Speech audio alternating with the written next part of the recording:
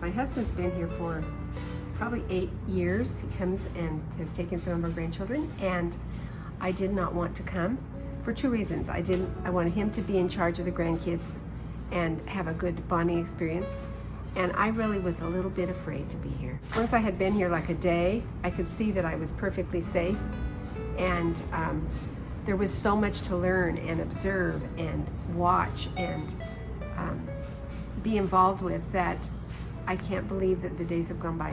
It's been a really wonderful serving experience, both for me. It's been as good for me as it has been for whatever I have done, whoever I have served. You know how you want to do something for someone? You want to make a difference in the world, quote unquote. I mean, when we were in Africa, I wanted to do something. It was such a poor country. And here I found that there is something that I can physically do, emotionally do, and mentally do for someone, and it's going to make a difference. I can see that it makes a difference, and that right. I get the benefit of all of that. Right. So that's what I love about here. I went through a long period of life of being a single mother and a school teacher, and sometimes those situations can be a little bit overwhelming.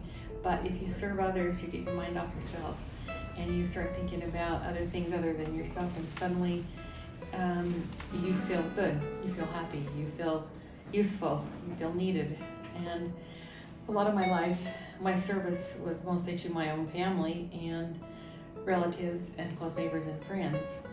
Now Merle's been involved in humanitarian a lot longer than I have, but it definitely expands your world when you think even outside of your neighborhood and your family and friends. So that's been kind of a new experience for me. They had us go to that school for the migrant workers, and these beautiful little children come in, and they're all dressed up, and parents have gone to a great deal of trouble to put them in costumes and paint their faces, and you could just see the excitement of those children. And we sat and did cookies with them, and they were so sweet and so thrilled, because after you walk out of there and you see where these children live, and it's total poverty. There are no kitchens.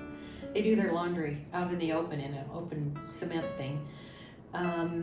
They just don't have what we're used to. And you see that, and then you think how much that child having an education is going to make a difference in their life compared to what their parents can give to them, and how an education is just the key to getting them out of that poverty. And so then you come back and you want to do whatever you can to help every child that you can see. And so the more people that are able to provide a scholarship or sponsor a student or anything like that, the more help we can give to those children that are born into that situation in poverty. And we were able to paint today the little pots with the girl that we're going to sponsor, and that was it's really neat to have an actual person. It makes it personal. You're not just sending your check off to some unknown place, because you know it's really going to make a difference in that girl's life. I came to Project Amigo because of my contact with a member of Rotary, and I became familiar with their story.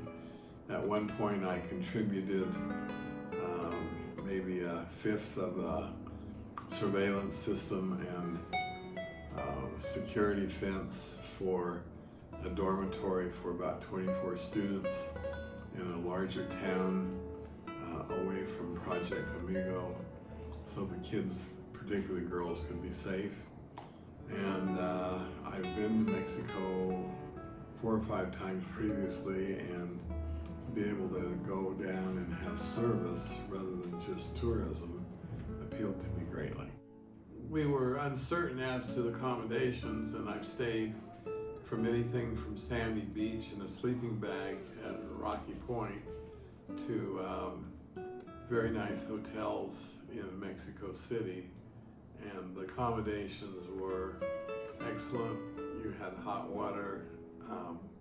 We even had a king bed with plenty of room, so it was better than the standard hotel room in a hotel.